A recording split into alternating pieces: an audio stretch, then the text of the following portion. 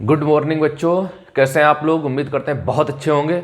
चलिए आज हम आप लोगों के लिए लेकर आए हैं कोणों के प्रकार और कोण को डिटेल में पढ़ेंगे, विस्तृत जानकारी लेंगे इसकी, क्योंकि हर परीक्षा में इससे एक प्रश्न अवश्य आता है। यूपी टेट की परीक्षा में, सी टेट की परीक्षा में और सुपर टेट की परीक्षा में तो एक प्रश्न आता ही आता है। इसलिए आपको पढ़ना है, धुआंधार तरीके से पढ़ना है, एकदम धांसू तरीके से पढ़ना है। देखिए कोण क्या होता है, किसे कोण कहते हैं। कोण का मतलब होता है दो किरणों के बीच के झुकाव को। जैसे दो किरणें हैं, एक किरण ये है, देखिए इस तरह से जा रही है, हाँ एक किरण ये गई और एक किरण ये चली गई, ठीक इस तरह से चली गई, या एक किरण ये गई और एक किरण ये चली गई। तो इन दोनों किरणों के बीच जो झुकाव हुआ है ये, इन दोनों किरणों के बीच जो झुकाव हुआ है ये, यही क्या कहलाता है, कोण कहलाता है। तो अगर इसकी परिभाषा के तौर पे लिखना चाहें हम तो क्या लिखेंगे, दो किरणों के बीच के, हाँ नोट कर लीजिए, दो किरणों के बीच के झुकाव को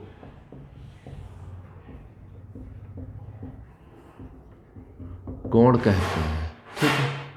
हाँ, दो किरणों के बीच के झुकाव को कोण कहते हैं, या यूं कह लीजिए दो रेखाओं के बीच के झुकाव को कोण कहते हैं। ये भी कहा जा सकता है कि दो रेखाओं के बीच के झुकाव को कोण कहते हैं।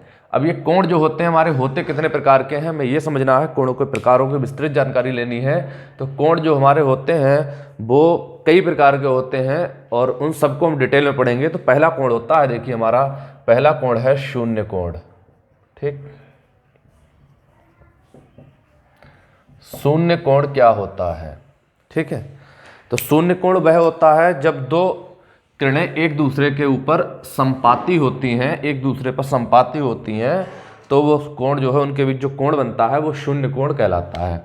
जैसे एक किरण ये जा रही है, इसका नाम हमने दे दिया ए और बी, ठीक है। और एक किरण यहाँ से स्टार्ट हुई, सी से स्टार्ट हुई और इस तरह से जा रही है, हाँ इस तरह से जा रही है, इसी के ऊपर, हाँ थोड़ा सही से बना दे रहे हैं, ये इस तरह से जा रही है। तब ये किरणें यहाँ पे आकर मिल गई हैं, क्योंकि यहाँ से ए स्टार्ट हुई थी और यहाँ से जो है सी और डी ये किरण जा रही है और ये स्टार्ट हुई, इस तरह से जा रही है।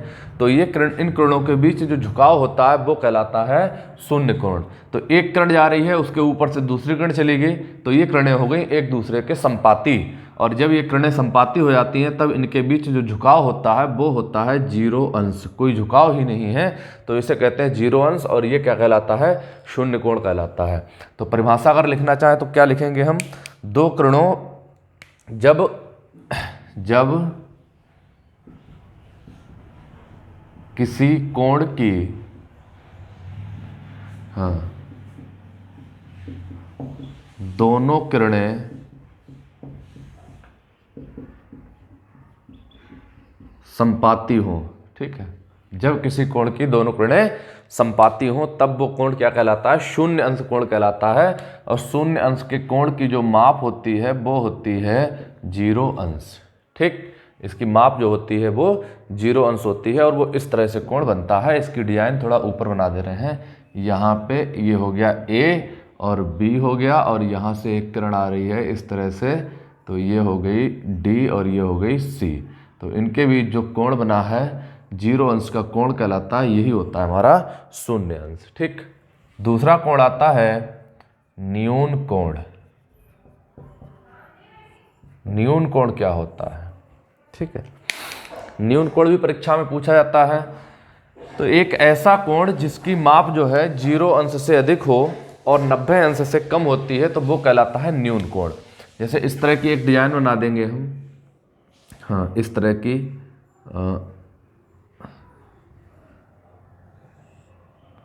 ये यहाँ पे हो गया ए बी और ये हो गया सी। तो ये जो कोण बना है ये कहलाता है न्यून कोण, ठीक। जिसकी माप 90 अंश से कम हो वो न्यून कोण कहलाता है। तो हम लिख सकते हैं, हाँ वह कोण जिसकी माप जीरो अंश से अधिक तथा 90 अंश से कम हो, क्या कहलाता है, न्यून कोण कहलाता है, ठीक है। इसके बाद देखिए अगला आता है हमारा, न्यून कोण के बाद आता है समकोण। समकोण क्या होता है। ठीक, तो समकोण कहते हैं 90 अंश के कोण को, मतलब वह कोण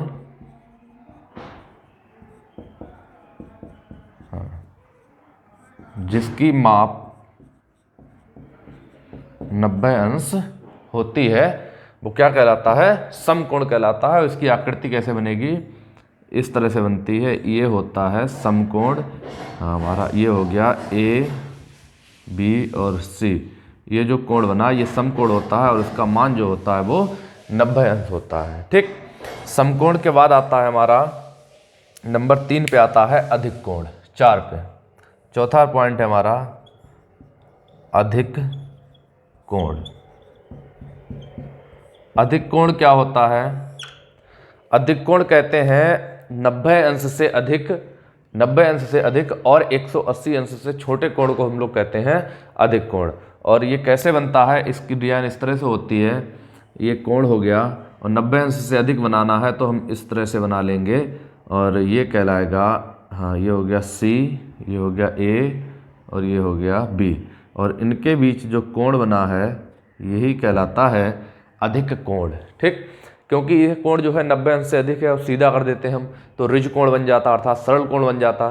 तो सरल कोण से तो कम होना चाहिए और 90 अंश से अधिक होना चाहिए, यानी कि इन दोनों के बीच में होना चाहिए इस तरह से, ये इस तरह से। तो ये तो सीधा सीधा बनाएंगे 90 अंश हो जाएगा और सीधा इधर को कर देंगे तो ये हो जाएगा ऋज कोण अर्थात सरल कोण हो जाएगा। हमें इन दोनों के बीच का कोण चाहिए है तो ये कहलाता है अधिक कोण। तो परिभाषा क्या लिखेंगे, हाँ नोट करिए, वह कोण जिसकी माप 90 अंश से अधिक तथा 180 अंश से कम हो, क्या कहलाता है, अधिक कोण कहलाता है। 90 अंश से अधिक और 180 अंश से कम हो तो वह कोण क्या कहलाता है, अधिक कोण कहलाता है। ठीक है, इसके बाद हम आगे बढ़ते हैं। अगला आता है हमारा अधिक कोण के बाद आता है ऋजु कोण या सरल कोण। ठीक, ऋजु कोण या सरल कोण। देखिए सरल कोण का ही नाम होता है ऋजु कोण, और परीक्षा में जब भी पूछेगा तो वो सरल कोण करके तो कम पूछेगा और ऋजु कोण के नाम से अधिक पूछेगा। इसलिए याद रखिएगा, क्योंकि बच्चे कंफ्यूज हो जाते हैं कि सरल कोण क्या होता है और ऋजु कोण क्या होता है। तो परीक्षा में जब एग्जामिनर पूछेगा तो आपसे सरल कोण का नाम तो कम पूछेगा, क्योंकि अधिकांशता बच्चे जवाब दे देंगे, लेकिन ऋजु कोण का नाम पूछा जाएगा कि ऋजु कोण क्या होता है। तो सरल कोण को ही हम लोग ऋजु कोण कहते हैं और इसकी जो माप होती है वो होती है 180 अंश। तो हम कह सकते हैं कि वह कोण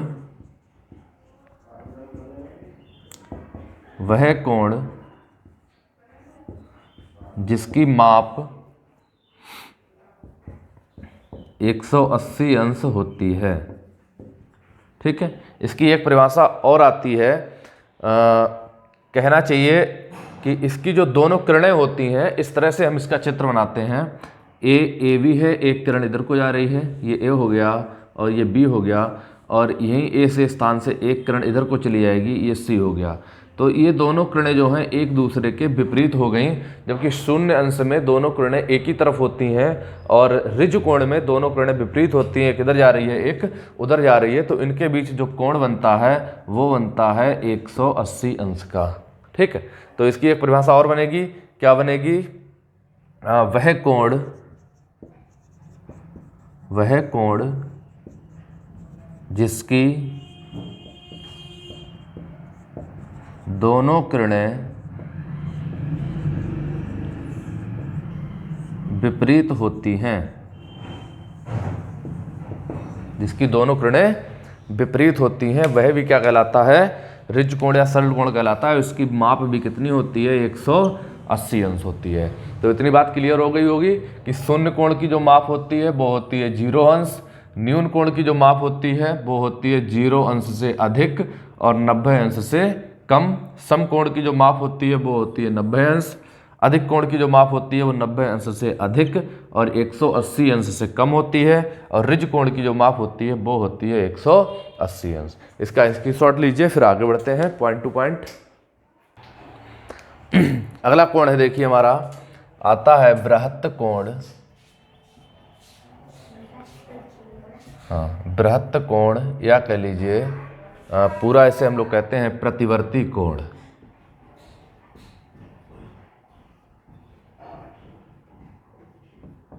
ये क्या होता है, बृहत्त कोण और प्रतिवर्ती कोण। एक कोण हम लोगों ने अभी पढ़ा था 180 अंश वाला, उसे हम कहते थे सरल कोण या ऋजु कोण। तो 180 अंश से और थोड़ा नीचे के लिए झुका दें और 360 अंश से थोड़ा कम रखें, तो ऐसा जो कोण बनेगा वो कहलाएगा बृहत्त कोण या प्रतिवर्ती कोण। ठीक है, एक इस तरह से कोण बना रहे हैं हम, देखिए आकृति बना रहे हैं यहाँ पे। ये हमने एक किरण बना दी ए और बी, और एक किरण हमने इस तरह से बना दी, इसका नाम दे दिया सी। तो इन दोनों के बीच जो कोण बनेगा वही कहलाएगा बृहत्त कोण या प्रतिवर्ती कोण। ठीक है, ये जो कोण होता है ये 180 अंश, जो इस तरह से कोण बना रहे थे हम लोग, ये कोण हमारा था 180 अंश का। ठीक है, ये वाला जो कोण था हमारा 180 अंश का था।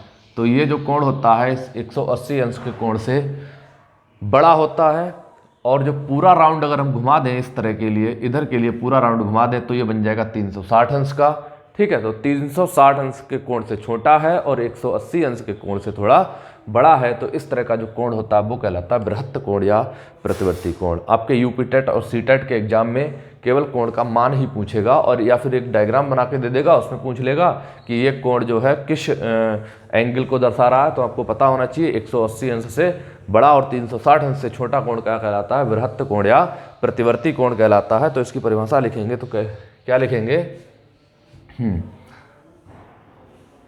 एक ऐसा कोण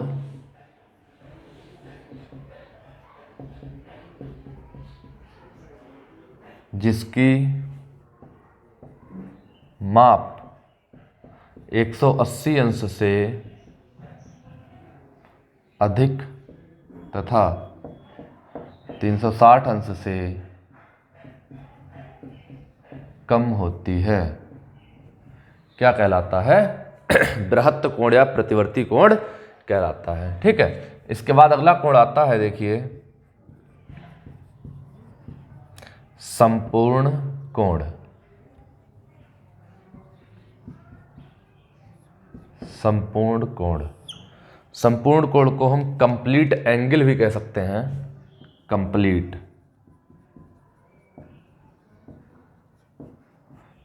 एंगल, क्योंकि 360 अंश का कोण जो है वो अपने आप में कंप्लीट हो जाता है, पूर्ण हो जाता है, संपूर्ण हो जाता है। तो ऐसा कोण कहलाता है संपूर्ण कोण कहलाता है। ठीक है, जब दो किरणें मिलती हैं एक दूसरे से इस तरह से, जैसे हमने मान लिया कि ये ए है और ये बी है, और एक दूसरी किरण जो यहाँ पे आकर मिली है वो पॉइंट क्या कहलाता है, मान लो हमने सी लगा दिया इसका नाम। ठीक है, जब दो किरणें हैं, दोनों किरणें एक दूसरे से मिली हैं इस तरह से आके, यहाँ पे सी ना लिख के हम यहाँ पे सी लिख दे रहे हैं, और इन दोनों के बीच जो कोण बनेगा ये कोण होगा 360 अंश का होगा। ठीक है, जब दो किरणें मिलेंगी इस तरह से, तो इन दोनों के बीच जो कोण होगा वो 60 अंश का होगा। या फिर यूं कह लीजिए कि इस तरह से अगर हम कोई डिजाइन बना दें और यहाँ का कोण दे दें हम ए, और इसे नाम दे दें वी, और यहाँ पे नाम दे दें सी। ठीक है, जब दो किरणें आके मिल गई इस तरह से, तो इन दोनों के बीच जो कोण बना है, हाँ ये वाला कोण, ये वाला पूरा कोण, ये क्या कहलाएगा, ये कहलाएगा 360 अंश का कहलाएगा। ठीक है, इस तरह की डिजाइन अगर परीक्षा में बन के आ जाए तो आप तुरंत पहचान लीजिए कि ये कोण जो है वो 360 अंश का होता है, संपूर्ण कोण होता है। तो हम इसकी परिभाषा लिखना चाहें तो लिख सकते हैं कि वह कोण जिसकी माप 360 अंश होती है, ठीक है, संपूर्ण कोण कहलाता है। ठीक है, ये हो गई कोण की बात। इसके बाद अगला कोण आता है, देखिए ये आपकी परीक्षा के लिए मोस्ट इम्पॉर्टेंट है, MIP है, और यहाँ से आपका 1 नंबर आना है। एक ये हो गया और एक दूसरा कोण हो गया, ये भी दोनों मोस्ट इम्पॉर्टेंट हैं, और इन्हीं दोनों से आपकी परीक्षा में 1 नंबर का 101% आएगा। इसे नोट कर लीजिए और समझ लीजिए बिल्कुल। ठीक है, तो इनमें से पहला एक कोण है हमारा पूरक कोण। ठीक, इसका नाम है पूरक कोण, या इसी को हम कहते हैं अनुपूरक कोण, और इसी का नाम होता है कोटिपूरक कोण। ये सब नाम इसी के हो गए। पूरक कोण, अनुपूरक कोण, कोटिपूरक कोण, या हम इसे कह सकते हैं कॉम्प्लीमेंट्री एंगल। ठीक, कॉम्प्लीमेंट्री एंगल। तो पूरक कोण कहिए, अनुपूरक कोण कहिए या कोटिपूरक कोण कहिए, ये कहलाते हैं कॉम्प्लीमेंट्री एंगल। और ये परीक्षा में जरूर आता है, 101% आता है। और तीसरा और लास्ट कोण हमारा होता है, ये कहलाता है संपूरक कोण। ठीक है, हमारे यूपी टेट के विद्यार्थी, सी टेट के विद्यार्थी इसे अवश्य जान लें। और ये कहलाता है संपूरक कोण, इसे कहते हैं सप्लीमेंट्री एंगल। ठीक है, ये कहलाता है संपूरक कोण, इसे कहते हैं सप्लीमेंट्री एंगल कहलाता है। ये दोनों कोणों में से एक कोण 100% आता है। आपकी परीक्षा में एक अंक यहाँ से आना ही आना है, प्रश्न 100% आएगा, इसे आप समझ लीजिए। ठीक है, संपूरक कोण, अनुपूरक कोण या कोटिपूरक कोण क्या होता है? क्या यदि दो कोणों का योग 90 अंश के बराबर हो जाए। बहुत आसान सा तरीका है, यदि दो कोणों का योग 90 अंश के बराबर हो जाए तब वो कहलाते हैं कोटिपूरक, अनुपूरक या पूरक कोण। ठीक है, जब दो कोणों का योग 180 अंश हो जाए तब वो कहलाते हैं संपूरक कोण। बहुत आसान सा तरीका है। ठीक है, लिख लीजिए, लिखना चाहे तो। जब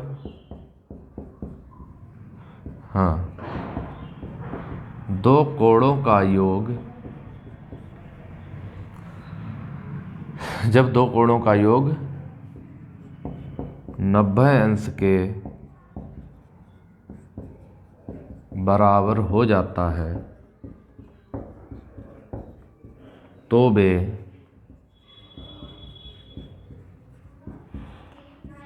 कोटिपूरक कोण कहलाते हैं। ठीक है, या यूं कह लीजिए कि कोण ए प्लस कोण बी बराबर 90 अंश। कोण ए प्लस कोण बी बराबर 90 अंश। दो कोणों का योग अगर ये 90 अंश के बराबर है तब वो एक दूसरे के कोटिपूरक, अनुपूरक या पूरक कोण कहलाते हैं। ठीक है, फिर आता है संपूरक कोण। इसे क्या कहते हैं? इसे हम लिखना चाहें तो लिख लीजिए, जब दो कोणों का योग 180 अंश के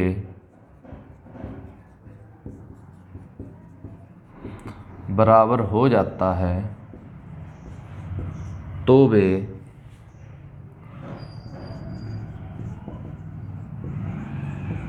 एक दूसरे के संपूरक कोण कहलाते हैं। तो वे एक दूसरे के संपूरक कोण कहलाते हैं। और नोट करना चाहे तो नोट कर लीजिए, कोण ए प्लस कोण बी बराबर टोटल हो जाना चाहिए 180 अंश। ठीक है, कोण ए प्लस कोण बी बराबर टोटल हो गया 180 अंश। तो ये हो गए एक दूसरे के संपूरक कोण। ठीक है, अब इनका डायग्राम बनाना चाहें तब कैसे हम बनाएंगे कि देखिए, एक अगर कोण दिया हुआ है इस तरह से, ये इन्होंने रेखा बना दी और ये इन्होंने रेखा बना दी है एक, और एक कोण ये डाल दिया हमने। ठीक है, और एक कोण ये बना दिया, ये हो गया ए, ये हो गई बी, और ये हो गई सी, और ये ओ है। ठीक, अगर उन्होंने दे दिया कि ये वाला कोण जो है हमारा 50 अंश है, तो ये वाला कोण बताइए तो क्या इसका कोटिपूरक हो सकता है? तो इस 50 अंश का कोटिपूरक होगा, क्या होगा? वो होगा 40 अंश, क्योंकि कोटिपूरक का योग टोटल होता है वो 90 अंश होता है, इसीलिए 50 और 40 कितना हो गया? 90 अंश हो गया है। और संपूरक कोण, संपूरक कोणों का योगफल 180 अंश होता है। अगर इसका डायग्राम बनाना चाहेंगे तो इसका डायग्राम इस तरह से बनेगा। ठीक है, अगर ये वाला 100 अंश है तो ये वाला कोण कितना होगा? तो ये वाला कोण हो जाएगा 80 अंश। ठीक, ये ए है, ये वाली किरण बी है, और ये वाली सी है, इसका नाम ओ दे दिया हमने। तो ये हो गया हमारे संपूरक कोण और कोटिपूरक कोण की पूरी जानकारी। याद कर लीजिए, रट लीजिए। ठीक है, इसके बाद हम लोग इसमें 2-3 पॉइंट और हैं नोट करने के लिए, इन्हें हम नोट करेंगे। हाँ, एक कोण और रह गया है, अभी एक कोण नहीं, अभी 2-3 कोण हैं, उन्हें भी बता दे रहे हैं। पहले इतना नोट करिए, फिर आगे बढ़ते हैं हम लोग। इसके बाद अगला कोण आता है हमारा आसन्न कोण। ठीक है, आसन्न कोण क्या होता है? ये सभी कोण परीक्षा में पूछे जाने वाले कोण होते हैं। सभी विद्यार्थी नोट्स बना लें, कॉपी पर नोट कर लें। मैंने आपको बताया भी है कि यूपी टेट, सी टेट और सुपर टेट के सभी विद्यार्थी इसको कॉपी पर नोट करेंगे। और अगर नोट नहीं करोगे तो आगे समय कम बचेगा, परीक्षा नज़दीक आ रही है, पढ़ाने में थोड़ी दिक्कत होगी। तो इसलिए आप लोग इसे नोट कर लीजिए। 28 नवंबर को आपका एग्जाम भी लगा हुआ है, ठीक है। एसएससी जीडी वालों का भी एग्जाम है, वो भी थोड़ा ध्यान से पढ़ने से एक बार यहाँ से भी प्रश्न आ जाता है। तो आसन्न कोण क्या होते हैं? जब दो कोणों के प्रतिच्छेद बिंदु एक ही स्थान पर हों। इस तरह से इसकी आकृति बनती है ये, हाँ, ये एक रेखा हमने डाल दी, बिल्कुल सीधी नहीं बनी है, थोड़ा सही कर लेंगे। हाँ, ये ओ हो गया, ये हो गई ए, ये हो गई बी और ये हो गई सी। तो देखिए एक कोण तो हमारा ये हो गया है और एक कोण ये हो गया है। जब दो कोणों के मध्य एक भुजा उभयनिष्ठ हो, मतलब एक भुजा कॉमन हो, मतलब एक भुजा ये ऐसी है, अगर इसको हटा दें तो कोण एक हो जाएगा, इसको लगा देंगे तो कोण दो हो जाएगा। तो पहला कोण ये हो गया, दूसरा कोण ये हो गया। दोनों कोणों के मध्य में एक भुजा उभयनिष्ठ हो, अर्थात कॉमन भुजा हो, और दोनों कोण एक ही बिंदु पर बनते हों, ठीक है। एक भुजा कॉमन हो, दोनों कोण, पहला और दूसरा दोनों कोण एक ही बिंदु पर बनते हों, तब वो कोण क्या कहलाते हैं? आसन्न कोण कहलाते हैं। इसे समझ लीजिए एक बार फिर से। जब दो कोणों के मध्य में एक उभयनिष्ठ भुजा हो और दोनों कोण एक ही बिंदु पर बनते हों, तब वो कहलाते हैं आसन्न कोण। इसकी परिभाषा चाहे नोट कर लीजिए। इसका मान निश्चित नहीं होता है, कुछ भी हो सकता है, बस एक भुजा कॉमन होनी चाहिए, ठीक है। एक भुजा कॉमन होनी चाहिए और दोनों कोण एक ही बिंदु पर बनने चाहिए। तो इसकी परिभाषा लिखना चाहें तो लिख लीजिए, जब दो कोणों का शीर्ष बिंदु एक ही होता है तथा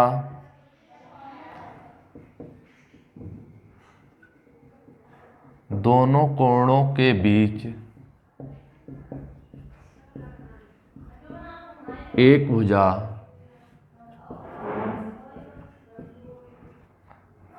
उभयनिष्ठ हो, तो वह कोण आसन्न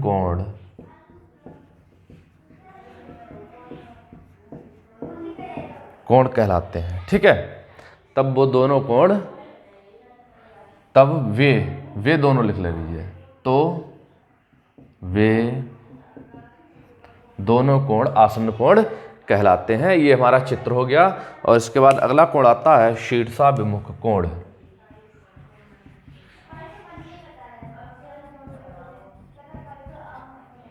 शीर्षाभिमुख कोण। शीर्षाभिमुख कोण क्या होते हैं? हाँ, जब दो रेखाएं एक दूसरे को एक ऐसे बिंदु पर प्रतिच्छेद करती हैं, इस तरह से, ठीक है। जब दो रेखाएं एक दूसरे को एक ऐसे बिंदु पर प्रतिच्छेद करती हैं, तो उस बिंदु के आमने सामने के कोण, ये वाले इसका और ये वाला इसका, ये कोण कहलाते हैं शीर्षाभिमुख कोण। इनका नाम होता है शीर्षाभिमुख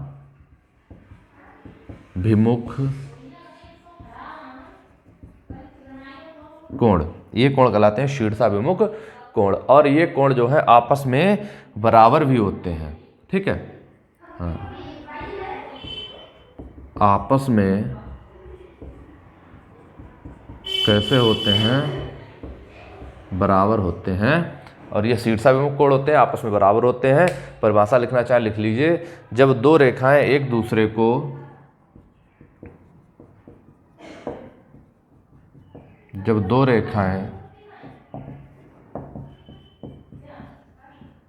एक दूसरे को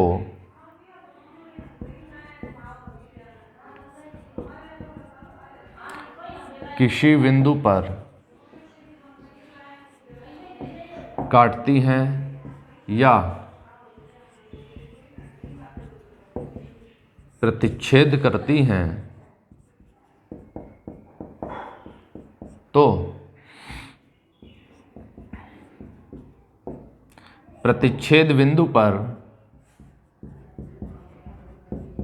बने कोणों में आमने सामने के कोण शीर्षाभिमुख कोण कहलाते हैं।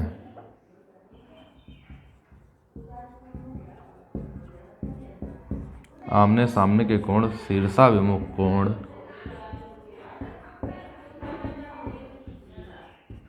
कहलाते हैं और आपस में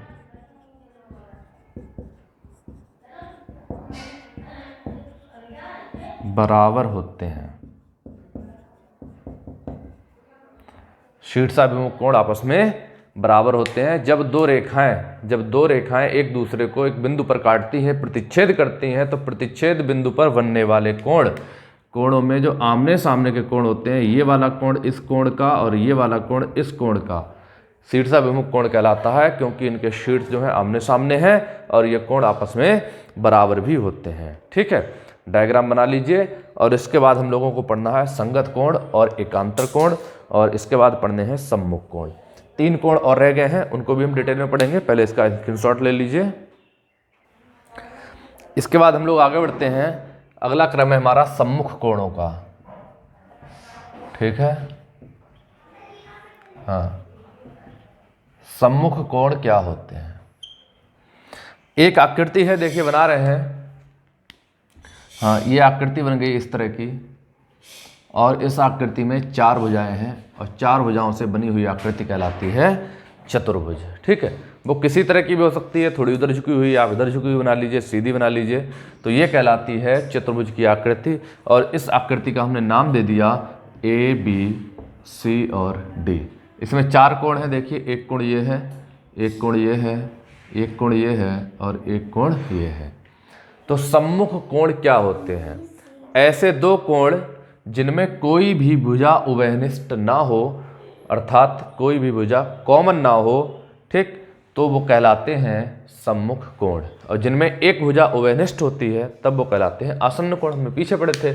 और एक ऐसा चतुर्भुज जिनमें कोई भी भुजा कॉमन ना हो, अर्थात आमने सामने वाले कोण, ये वाला कोण इसका सम्मुख होगा और ये वाला कोण इसका सम्मुख होगा, इसका सम्मुख ये, इसका सम्मुख ये लाइन बनाना उचित नहीं है, बस आपको बनाने के लिए, समझाने के लिए बना दी थी। ठीक है, हाँ, तो देखिए कोण A और कोण C ये एक दूसरे के सम्मुख कोण कहलाते हैं, और इस कोण में और इस कोण में कोई भी भुजा कॉमन नहीं है। कोण B और कोण D देखिए, ये भी कोण एक दूसरे के सम्मुख कोण कहलाते हैं, और इन कोणों में भी कोई भी भुजा कॉमन नहीं है। तो ऐसे 2 कोण जिनके आमने सामने के कोण सम्मुख कोण कहलाते हैं, कोई भी भुजा कॉमन ना हो, और ये कोण आपस में बराबर भी होते हैं। ठीक है, तो परिभाषा लिखना चाहे तो लिख लीजिए, चतुर्भुज के ऐसे 2 कोण, चतुर्भुज के ऐसे 2 कोण जिनमें कोई भी भुजा उभयनिष्ठ ना हो सम्मुख कोण कहलाते हैं।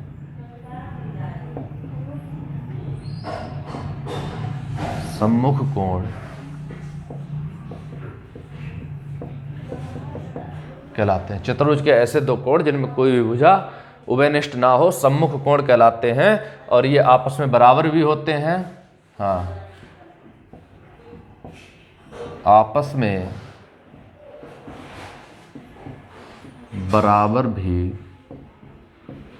होते हैं। कहने का मतलब है कि कोण A बराबर होगा कोण C के, और कोण B बराबर होगा कोण D के। ठीक है, ये नोट कर लीजिए। इसके बाद अगला कोण आता है हमारा संगत कोण। संगत कोण क्या होते हैं, इन्हें भी हम लोग पढ़ेंगे। और इसके बाद एक कोण पढ़ेंगे हम लोग एकांतर कोण। ये कोण भी बहुत इंपॉर्टेंट है। ठीक है, हाँ, इन तीनों कोणों का रोल बहुत ज़्यादा महत्वपूर्ण है। आपकी परीक्षा में एक कोण वाला सवाल, 1 या 2 सवाल आते हैं निकालने के लिए, तो ये तीनों भी मोस्ट इम्पॉर्टेंट हैं। ठीक है, ये तीनों मोस्ट इंपॉर्टेंट है, इनमें ये दोनों बहुत ज़्यादा इंपॉर्टेंट है, ये समझ लीजिए आप। तो संगत कोण और एकांतर कोण क्या होते हैं, हाँ बताएंगे एक चित्र बना के, एक ही चित्र में तीनों कोणों को समझ लोगे आसानी से। तो ये हमने एक चित्र बना दिया, ठीक है, एक किरण का नाम दे दिया हमने, ये ए है, ये बी है, और एक इस तरह से डाल दी हमने, हाँ ये कहलाएगी सी। तो इसमें कोण बन गए हैं, पहला कोण हमारा ये है एक, ये दूसरा कोण है, ठीक है, और ये तीसरा कोण है, और ये चौथा कोण है, ये पांचवा कोण हो गया, ये छठा हो गया, ये सातवां हो गया, और ये आठवां हो गया, ठीक है। ये हमारे संगत कोण और एकांतर कोण का चित्र बन गया है। और एकांतर कोण भी हमारे दो तरह के होते हैं, एक होते हैं अंतः और एक होते हैं बाह्य। बहुत आसानी से समझेंगे, इसी में बच्चों को कन्फ्यूजन रहता है, कन्फ्यूजन आपको नहीं होना चाहिए, आज इस चीज़ को क्लियर कर लेंगे, ठीक। एकांतर कोण भी दो तरह के होते हैं, हाँ एकांतर कोण भी दो तरीके के होते हैं, एक होते हैं अंतः एकांतर कोण, एकांतर अंतः कोण, एकांतर अंतः कोण, और दूसरे होते हैं एकांतर बाह्य कोण, ठीक है। दोनों चीज़ों को आज क्लियर कर लेना है, बिल्कुल कन्फ्यूजन नहीं रहना चाहिए। संगत कोण एकांतर कोण में एकांतर भी दो तरह के होते हैं, एकांतर अंतः कोण और एकांतर बाह्य कोण। तो हमने दो रेखाएं हैं, इन दोनों रेखाओं को एक रेखा जो है प्रतिच्छेद कर रही है, प्रतिच्छेद करने पर देखिए 8 कोण बन रहे हैं, पहला दूसरा तीसरा चौथा पांचवा छठा सातवां और आठवां, 8 कोण बन रहे हैं। 8 कोणों में से हमें पहचानना है कि संगत कोण कौन सा है, एकांतर कोण कौन से। एकांतर कोणों में भी दो होते हैं, एकांतर अंतः कोण और एकांतर बाह्य कोण, ठीक है।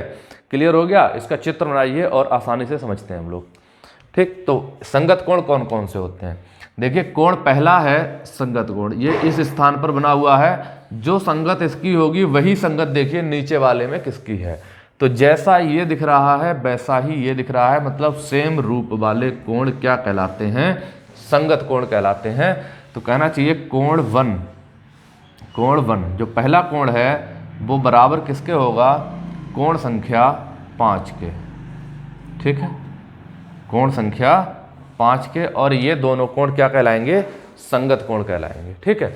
कोण दूसरा देखिए, जहाँ पे दूसरा बना हुआ है वहीं पे छठा बना हुआ है, तो कोण संख्या 2 बराबर हो जाएगा कोण संख्या 6। तो ये दोनों संगत कोण हो गए, ठीक है। जहाँ पे देखो तीसरा बना हुआ है वहीं पे सातवां बना हुआ है, तो कोण संख्या 3 बराबर हो गया कोण संख्या 7। ये एक दूसरे के संगत कोण हो गए।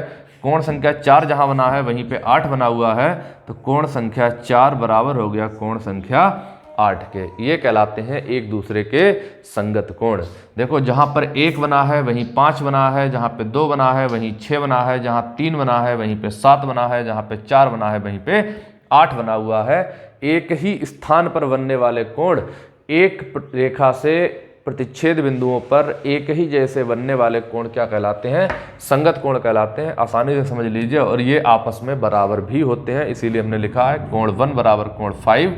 देखो जहाँ 1 है वहीं 5 है, कोण 2 बराबर कोण 6, जहाँ 2 है वहीं 6 है, कोण 3 बराबर कोण 7, जहाँ 3 है वहीं 7 है, कोण 4 बराबर कोण 8, जहाँ पे 4 है वहीं पे 8 है, ठीक है। अब इसके बाद कहलाते हैं एकांतर कोण। ये क्या होते हैं, ये अल्टरनेटिव कोण होते हैं, इन्हें करस्पॉन्डिंग एंगल कहते हैं, इन्हें अल्टरनेटिव एंगल कहते हैं। अल्टरनेटिव में भी अंतः होते हैं और ये बाह्य होते हैं, ठीक है। इन्हें इंटीरियर कहते हैं, इन्हें एक्सटीरियर कहते हैं, ठीक है। अब एकांतर कोण कौन कौन से, एकांतर का मतलब होता है एक के अंतर से क्रम से, और अंतः माने अंदर वाले, और बाह्य मीन्स बाहर वाले। तो देखो ये होते हैं इस तरह से, आप एक लाइन खींचेंगे तिरछी तिरछी, इस तरह से जितने भी कोण बन रहे हैं इनको मैच करते हुए जितने भी कोण बनेंगे वही सभी कहलाते हैं एकांतर कोण। और इनमें अंतः और बाह्य कौन कौन से हैं समझिए। देखिए कोण एक जो है देखो बाहर बना हुआ है, बाहर की तरफ एकदम कुछ नहीं है, ठीक है। ये देखो बाहर की तरफ है, इधर कुछ है ही नहीं एरिया, इधर भी खुला हुआ है एकदम, जहाँ जाए वहाँ जाए। ये तो आकृति हमने ऐसे बना दी, देखो 1 जहाँ जाए वहाँ जाए, 7 जहाँ जाए वहाँ जाए। ये दोनों एक दूसरे के कहलाते हैं एकांतर कोण। और एकांतर में भी कौन से हैं, ये बाह्य वाले हैं। अर्थात कोण 1 बराबर हो जाएगा कोण 7, ठीक है। हाँ कोण 1 बराबर कोण 7। देखो ये इसका बाह्य है, बाहर ये भी है और बाहर ये भी है, और तिरछे तिरछे हैं। देखो कोण 2 और कोण 8, कोण 2, कोण संख्या 2 और कोण संख्या 8, ये दोनों कैसे हो गए, वाह्य हो गए। देखो ये भी बाहर है, कुछ है नहीं एरिया, ये भी बाहर है, इधर भी कुछ नहीं है, ये भी बाहर है, कुछ नहीं है, ये भी बाहर है। अब देखो तिरछा तिरछा मिलाना चाहोगे तो ये और ये 2 और 8, 1 और 7 एकांतर कोण है और कैसे कोण है, वाह्य कोण है। अब अंदर वाले देखिए कौन सा बचा है, अंदर वाले 4, 3, 5, 6 इन दोनों रेखाओं से घिरे हुए कोण कहलाते हैं अंतः कोण। ये वाली रेखा और ये वाली रेखा, इन दोनों रेखाओं से घिरे हुए कोण अंतः कोण कहलाते हैं। अंतः कोणों में देखो चौथा और छठा ये एकांतर हैं, तीसरा और पांचवा ये एकांतर कोण है। ठीक है, अगर एक ही स्थान पर बनते तब तो वो हो जाते संगत कोण, लेकिन विपरीत वाले इस तरह से, ये वाला इसका हो गया और ये वाला जो है इसका हो गया, मतलब चौथा, छठा, तीसरा और पांचवा ये कहलाएंगे एकांतर अंतः कोण। तो कोण संख्या 4 बराबर हो जाएगा कोण संख्या 6 के और कोण संख्या 3 बराबर हो जाएगा कोण संख्या 5 के, और ये कहलाते हैं एकांतर अंतः कोण। ठीक है, और ये कहलाते हैं हमारे एकांतर वाह्य कोण। ये हो गई हमारे सभी कोणों की जानकारी, और इसमें से जो परीक्षा में पूछे जाते हैं वो 4-5 पॉइंट हैं, वो हमको आपको नोट करवाने जा रहे हैं, उन्हें भी नोट कर लीजिए।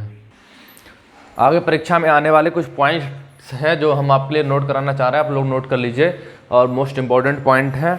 देखिए ये 3 पॉइंट जो ऊपर के दिए हुए हैं ये कोटिपूरक कोणों के लिए हैं,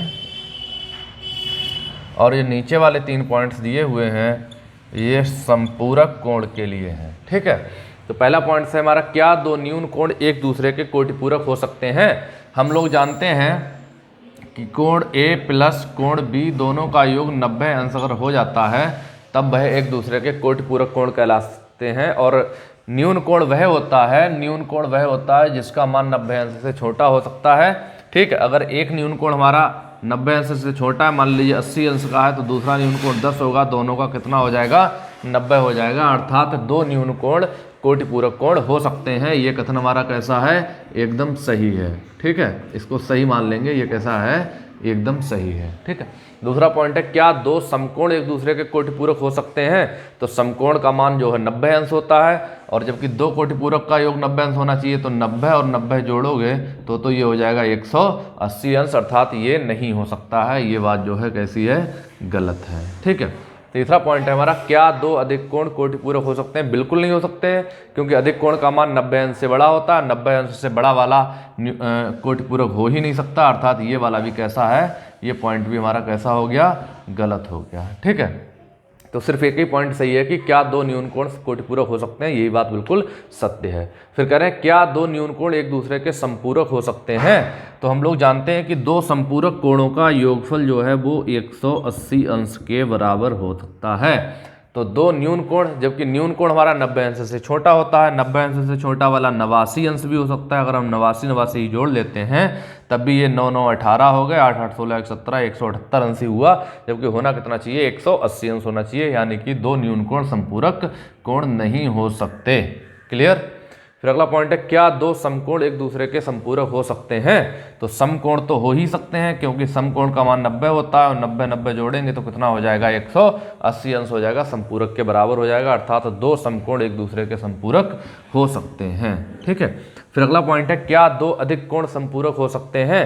अधिक कोण का मान जो होता है वो 90 अंश से अधिक होता है, अर्थात 90 अंश से अधिक वाला, जैसे कि 91 हमने ले लिया, 91 ले लेंगे तो हो जाएगा 182, जबकि होना कितना चाहिए हमारा, 180 अंश होना चाहिए, यानी कि 2 अधिक कोण भी संपूरक कोण नहीं हो सकते हैं। ये बात भी कैसी है, गलत है। तो ये रही हमारे कोणों की जानकारी, और इसमें हम लोगों ने विभिन्न प्रकार के कोणों को डिटेल में पढ़ा है, और इससे ज़्यादा कोणों से नहीं आएगा। हाँ, अभी कोटिपूरक और संपूर्ण कोण के प्रश्न आते हैं, उन प्रश्नों को हम नेक्स्ट वीडियो में दिखाने जा रहे हैं।